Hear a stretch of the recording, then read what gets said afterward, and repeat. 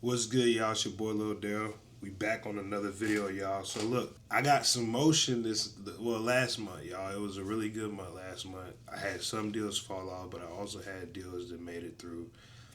So I'll tell you about two deals on this actual episode. So both deals closed one day apart. The first deal was a deal in Corpus Christi, Texas. This deal actually was a property lead, so the lead came from property leads. It was actually a lead that my boy Teddy had. So I knew Teddy for a while. We actually knew each other back from Montgomery County, Maryland. So we grew up around the same area. I had took a trip to Colombia, South America, and then I actually seen him in Colombia. So I'm like, Teddy, what the fuck? So he's like, how you been, bro? I see you was doing solar running up. I'm like, man, shit, I see you was doing Forex running up. And we just network with each other, lock back in, and I was like, bro, you gotta tap in with me on the real estate. I'm getting to this shit. So he listened to me. It's a plug and go system, literally.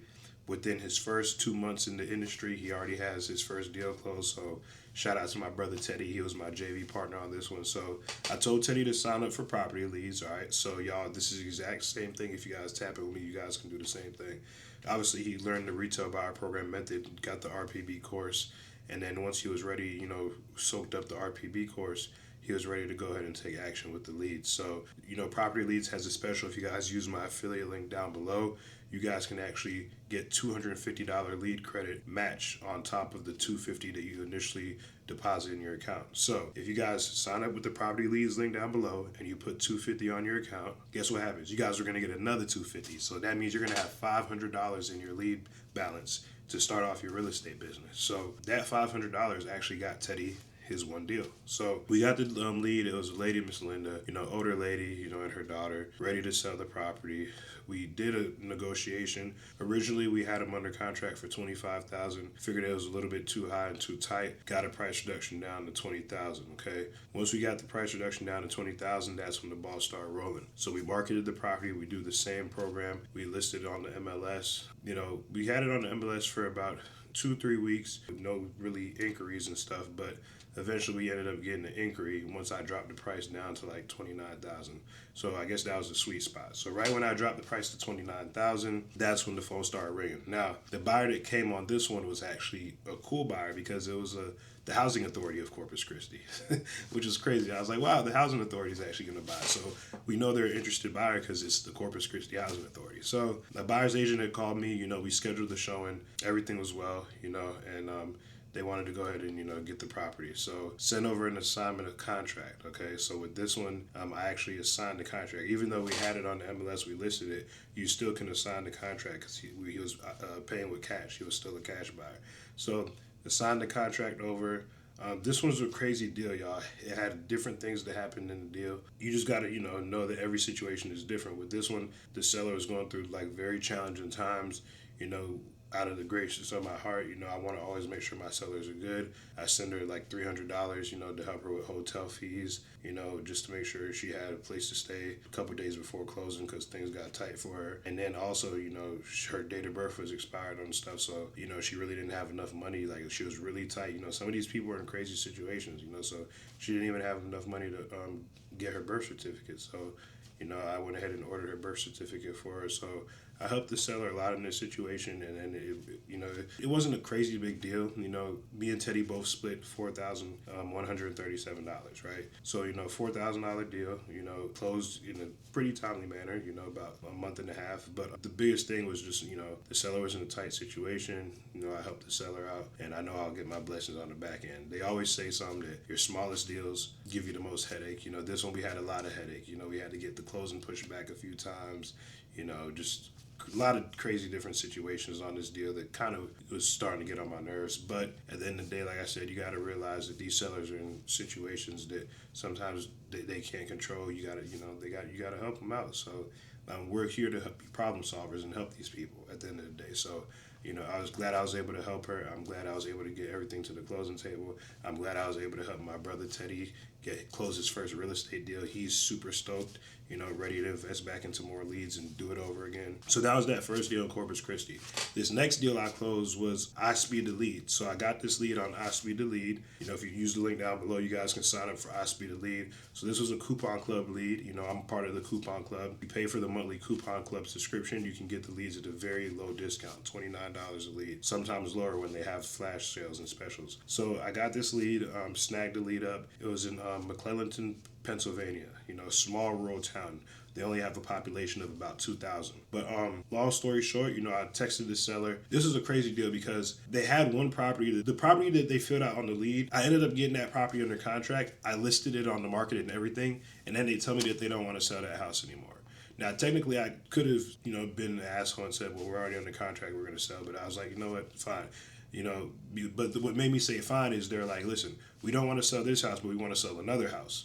And I'm like, okay, well, I guess if we're swapping it out for one out for another, it's not as bad. The only loss I was taking on the front end was I had to eat the fact that I did pay for the flat fee listing on the first property. So I got that property canceled, taken off the market, locked up the other property that they wanted to sell, threw that on the market. That one sat on the market for like 60 days, well, we actually got an offer. So I had that one under contract for $99,500. It was originally under contract for $95,000, but I had to increase my offer because my end buyer, the retail buyer, wanted the appliances to stay. So I had to renegotiate with the seller. She's like, okay, I really didn't want to, leave my appliances, but I guess if you will give us some more, I'll leave them. So negotiated to $99,500. Got an offer from the market from a retail buyer for $116,500. So after paying the buyer's agent compensation, I also had to come out of pocket. This is the first ever RPB deal where I actually had to come out of pocket on the deal because I actually had to pay for some repairs to get done on the property. Now, luckily, it wasn't a lot of crazy big repairs. It was the first time I dealt with an FHA buyer. So FHA loans are a lot more meticulous and tricky. But with this one, the FHA wanted certain things done before they would fully approve the loan. So it was conditionally approved, but they needed certain things fixed. So what I did is I sent the seller the money. They got all the stuff. They got it fixed. Luckily, the husband was a handyman, so he was able to do a lot of this stuff himself. But I ended up spending, right at $4,000 on repairs to get this property good to go for closing, So the sellers loved it, and that's one of the biggest key points of the retail buyer program that you guys can pitch is that the seller doesn't have to make any repairs. We'll make the repairs for you. Typically if you go for realtor, you're going to have to come out of pocket for repairs.